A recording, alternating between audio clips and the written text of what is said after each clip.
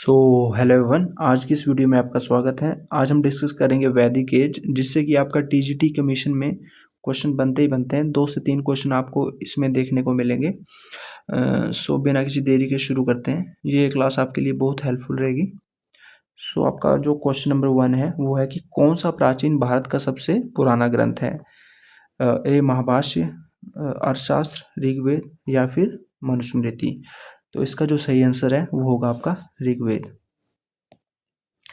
जो लगभग आपका 3500 साल पुराना है। और जो हमारा ऋग्वेद है ये हमारा पड़ता है वैदिक पीरियड में। और जो वैदिक पीरियड है उसको बांटते हैं हम 2 भागों में। That is your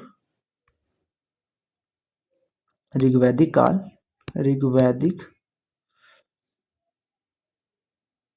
that is your ऋग्वैदिक काल,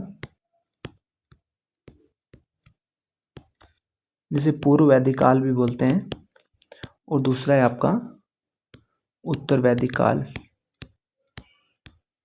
जो इसका टाइम पीरियड है वो है आपका 1500 से 1000 ईसा पूर्व। और जो इसका है वो है 1000 से 600 ईसा पूर्व। इस काल में जो है आपका जातियों का जो विभाजन है वो कर्म के आधार पर था, ना कि जाति के आधार पर। परंतु इसमें क्या हुआ कि कर्म को आधार ना मानकर जन्म से जो है इनका जात को डिसाइड किया गया। परंतु इसमें क्या होता था, कर्म के अनुसार होता था। और जो आपका वैदिक काल में है, स्त्रियों की जो दशा है वो अच्छी थी। परंतु इसमें क्या हुआ, दशा में गिरावट आई। जो ऋग्वैदिक काल है इसमें कुछ विदुषी यानी पढ़ी लिखी स्त्रियां थी, जिनके नाम है विश्वतारा, विश्वपाला व विश्वघोषा। इनको याद कर लेना, यहां से क्वेश्चन बनता है, ठीक है। जो ऋग्वैदिक काल में है, जो स्त्रियां विवाह नहीं करती थी उन्हें कहा जाता था नियोग। सो अब मूव करते हैं अगले क्वेश्चन पर। ऋग्वेद देश का सबसे पहला नमूना है? इंडो यूरोपियन, इंडो एशियाइन, आर्यन या तिब्बती। इसका जो सही आंसर है वो होगा इंडो यूरोपियन, क्योंकि ऋग्वेद जो है वो लिखा गया है आपका कौन सी भाषा में? संस्कृत। और जो संस्कृत भाषा है आपकी वो इंडो यूरोपियन परिवार की एक भाषा है। अब जो ऋग्वेद है हमारा, इसमें कुछ देवी देवताओं व नदियों का उल्लेख मिलता है। और एग्जामिनर हमसे पूछता है कि उस देवता का या उस नदी का उल्लेख ऋग्वेद में कितनी बार मिला है। तो आ जाओ उसको डिस्कस करते हैं।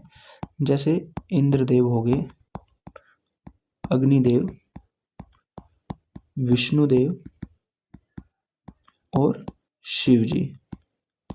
जो इंद्र शब्द का उल्लेख मिलता है हमें वो मिलता है सर्वाधिक 255 बार, अग्नि का 200 बार, विष्णु का 100 बार और शिव का 3 बार।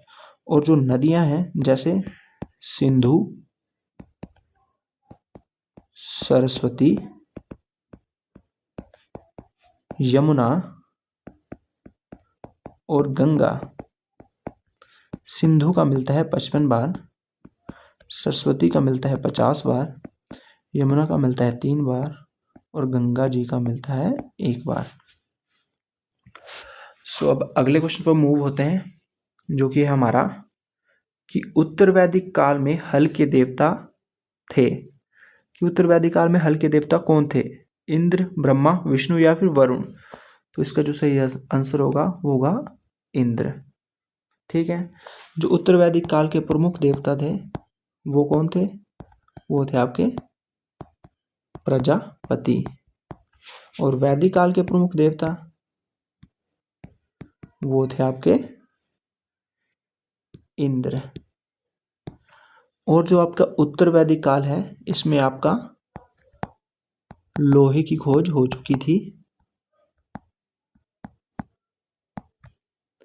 जिससे कि है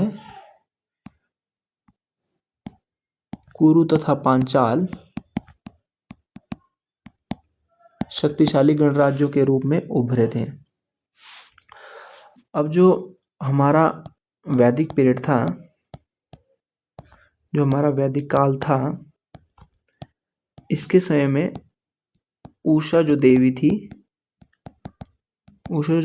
थी उसकी किस रूप में पूजा की जाती थी? इसका आंसर आप मुझे कमेंट बॉक्स में देंगे। अगला जो हमारा क्वेश्चन है वो है कि पूर्व मीमांसा दर्शन शास्त्र की रचना की है जैमिनी, व्यास, पतंजलि या फिर कपिल? तो इसकी जो रचना की है आपकी, वो की है जैमिनी ने। उत्तर मीमांसा की रचना किसने की है? उत्तर मीमांसा, इसकी रचना की है वादरण्य ने। पतंजलि ने किसकी रचना की है? पतंजलि ने की है योग दर्शन की। कपिल ने किसकी की है? सांख्य दर्शन की। दर्शन है कितने हमारे? ये आपके षड दर्शन, मतलब 6। ठीक है। और जो व्यास ने किसकी रचना की है, कमेंट बॉक्स में बताएंगे मेरे को। अगला क्वेश्चन डिस्कस करते हैं अब हम। दैट इज योर धर्मसूत्र में शामिल है साम्राज्य पर कब्जा करने की तकनीकें, केवल महिलाओं के लिए मानदंड, श्लोक पढ़ने की तकनीक या फिर शासकों के लिए मानदंड? तो इसका जो सही आंसर है वो है आपका दैट इज योर शासकों के लिए मानदंड। जो हमारा वैदिक पीरियड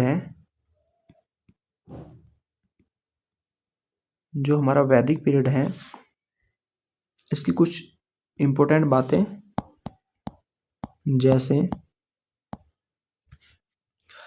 जो हमारे बाल गंगाधर तिलक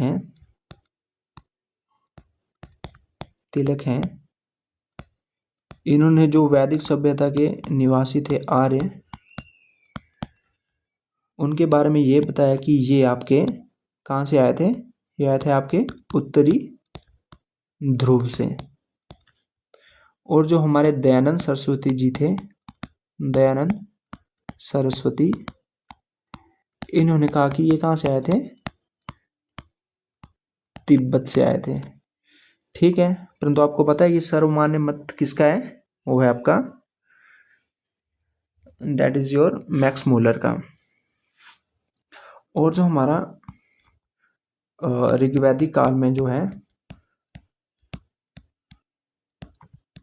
3 समितियां थी, सभा, समिति तथा विदत।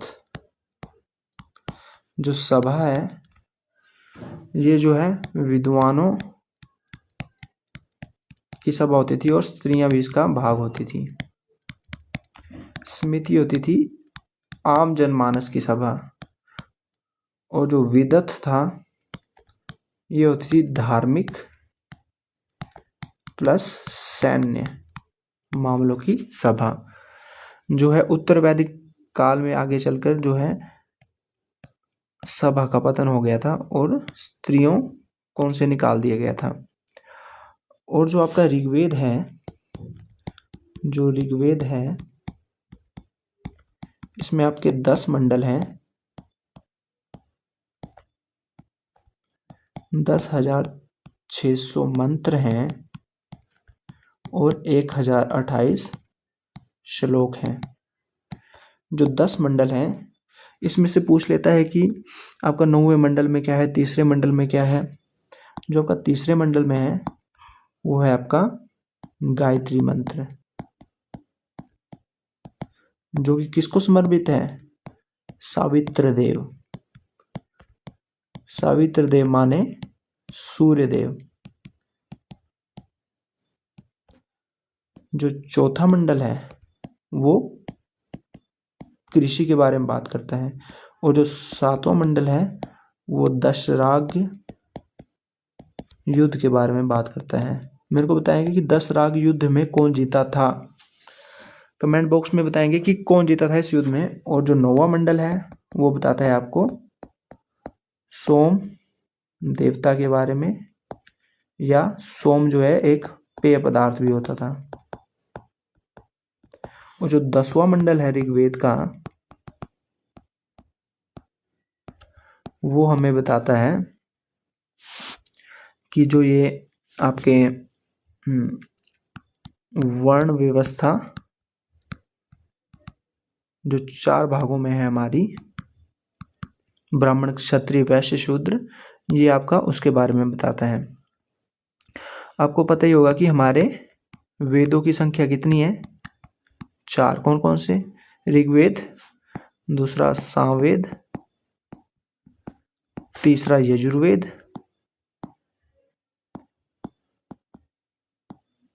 और चौथा अथर्ववेद।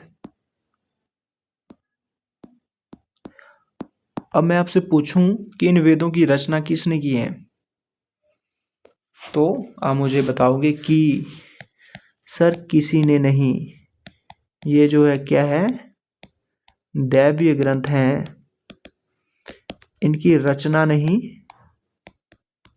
क्या हुआ है, संकलन हुआ है, जो कि किसने किया है, कृष्ण द्वैपायन ने किया है, जिनका नाम है, जिन्हें वेद व्यास भी हम बोलते हैं, जिन्हें हम वेद व्यास भी बोलते हैं। और जो हमारा ऋग्वेद है, ये है ऋचाओं या सूक्तों का समूह, ऋचाओं या सूक्तों का समूह।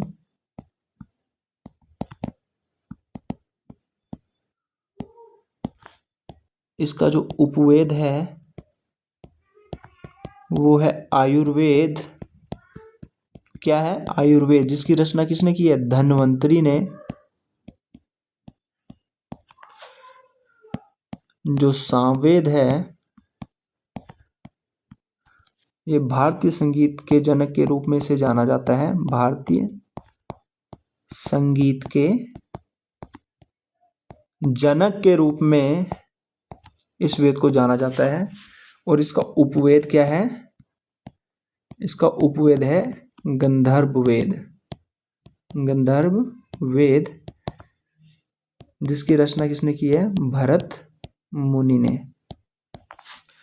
और जो यजुर्वेद है, जो यजुर्वेद है ये आपका कर्म कांड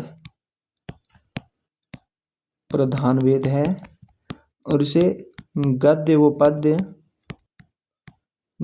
पद्य 2 भागों में बांटा जाता है। जो यजुर्वेद का उपवेद है वो है धनुर्वेद, वो है धनुर्वेद। और जो लास्ट वेद है आपका वो है अथर्ववेद, ये आपका सबसे नया वेद है। इसमें जो है आपका चिकित्सा से संबंधी बातें, वह जादू टोने से संबंधित बातें हैं, जादू टोने से संबंधित बातें हैं। ठीक है, सो इस वीडियो को इतना ही रखते हैं।